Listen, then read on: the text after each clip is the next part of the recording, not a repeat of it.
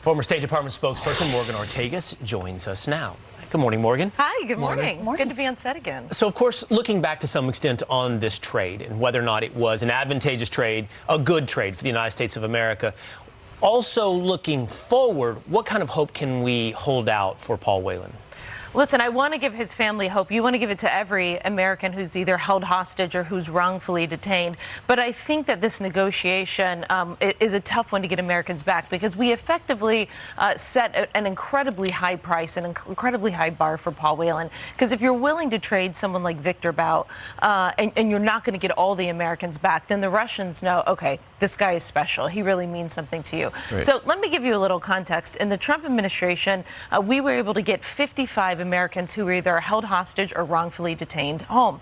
Robert O'Brien, who was Trump's national security advisor, actually had that job at the State Department.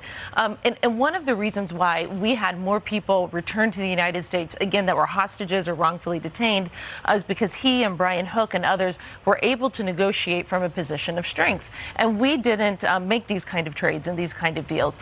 Go back to the Obama-Biden administration. You all remember the Bergdahl trade. And we have now the 5 Taliban members that we traded for Bergdahl are in senior positions in Afghanistan right now. Right. So getting hostages, getting wrongfully detained people back, it's an incredibly difficult negotiation. But if you talk to anyone who's done it, if you have a president that comes from a position of strength like Trump, it just gives you so much more in that negotiation. Well, I talked to somebody who was close to the negotiations on this deal. And as you have heard through open source media, the Russians regard him as a spy. And so he's in a special category. They obviously want another spy. We don't know who we might have to give them in return. But short of a spy, we've got 1 million sanctions against Russia. What about some horse trading where it's like, okay, we'll throw these sanctions out if you give us our guy? You know, the problem with that is that sanctions are not supposed to be a political tool. You know, you're supposed to use sanctions to curb behavior. I mean, we didn't do that in the Trump administration, right? When you look at sanctions, you say it's a piece of the pie. It's not going to change totally Iran, for example, from getting a nuclear weapon, or North Korea, but it's a piece of the puzzle. And one of the problems of the way the Biden administration negotiates, not just in this, when you're talking about Russia, but they're not enforcing the sanctions right now in Iran. For example, China is buying a ton of oil. So when you use them as the political tool, it depletes their effectiveness.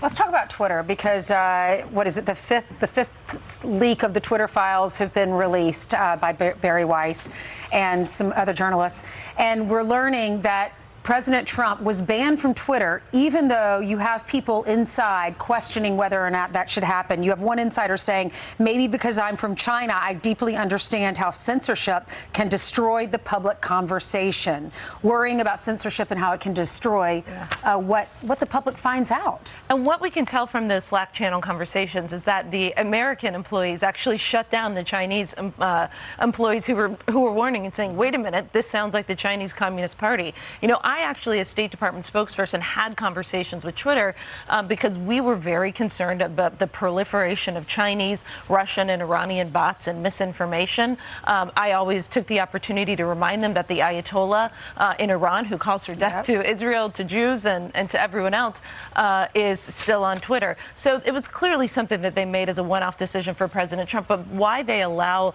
I don't think they're going to do this under Musk, but why they previously allowed these dictators to be on Twitter is, and the Chinese Communist Party, their leaders are on Twitter, their citizens can't get on Twitter. So, Morgan, I think there was a headline in there. You were one of the Trump administration officials who spoke to a social media company about disinformation. Yeah, I had a call with them. I'm sure plenty of us did, because again, we were concerned in saying, how can you allow dictators who don't allow their own people to be on Twitter? How do you allow them to have unfettered access to Twitter and to incite violence against Jews in the state of Israel? So were you suggesting take those guys down? Yeah, I mean, I got a lot of gobbledygook. They didn't even delete the Ayatollah's tweet. Yeah, no, they still don't. Yeah. It's really something, and we're learning more. Morgan, thank you very much for joining us live on the couch.